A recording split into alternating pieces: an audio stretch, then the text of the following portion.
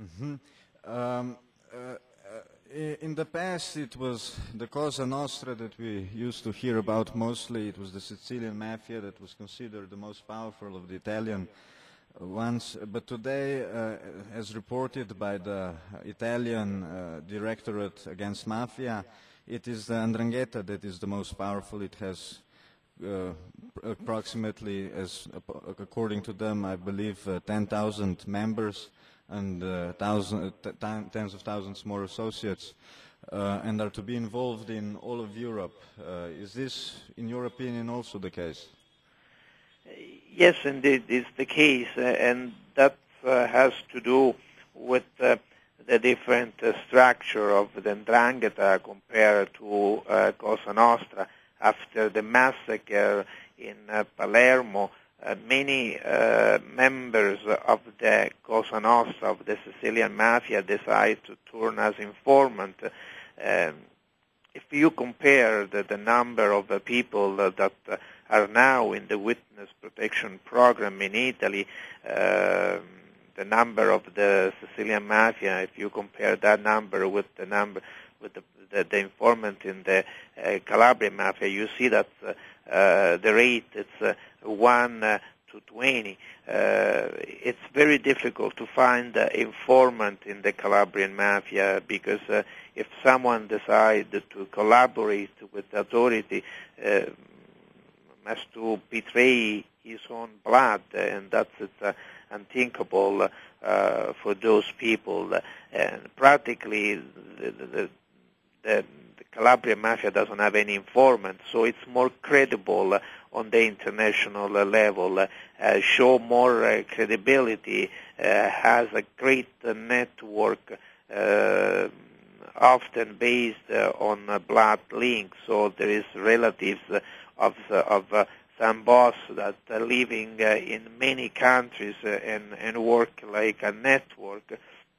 And this type of structure, this type of mentality make the 'Ndrangheta stronger and a more powerful organization at the international level.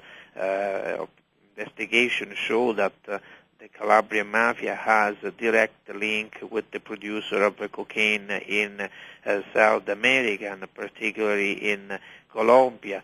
Good relationship with some paramilitares like the Autodefensas Unidas de Colombia, with some terrorist group. Great network and a lot of profit because now the 'Ndrangheta has the monopoly of cocaine in Europe. Mm-hmm. And what about heroin? Who is in the previous decade? It was the Albanian mafia that mostly dealt heroin throughout Europe. Is this still the case, or is it some other organization? No, it's still the case, but now the triads, the Chinese mafia, is becoming more prominent in many parts of Europe, and they are heavily involved in the heroin trafficking. It's like a big market where you can see many criminal organizations working together as shareholders. It's what I call the criminal partnership. It's not a merger, it's not an acquisition of different entities or a merger in one super group or more powerful group. It's like working together.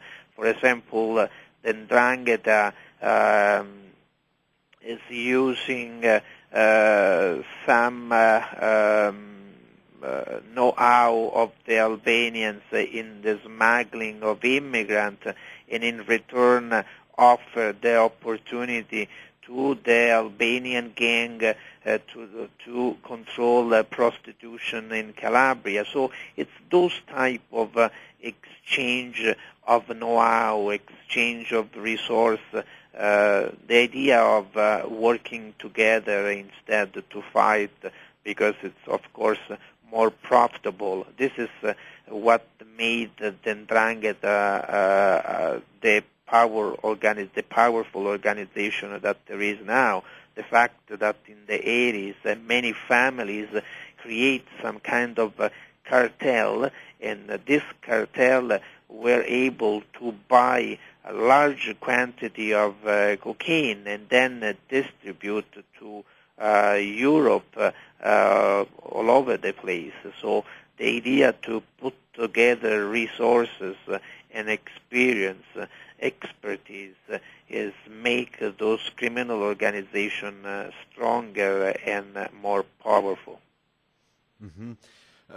Could you tell us something about the role of Canada today in organized crime?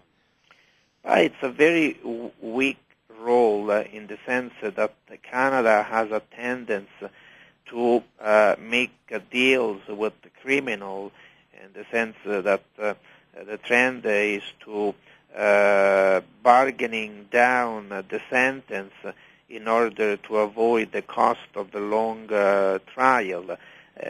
Doing that, Canada played the role of criminals. That's what they are looking for, is to bargaining down sentence.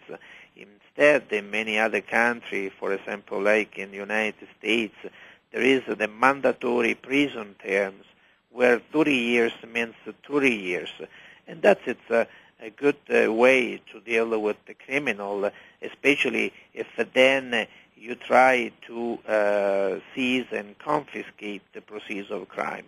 I believe that the confiscation of proceeds of crime is the best tool in the hand of law enforcement, because criminals can put in the account to spend 5-6 years in jail. But what a mobster really do not like is the idea to lose his money, and that is the way to go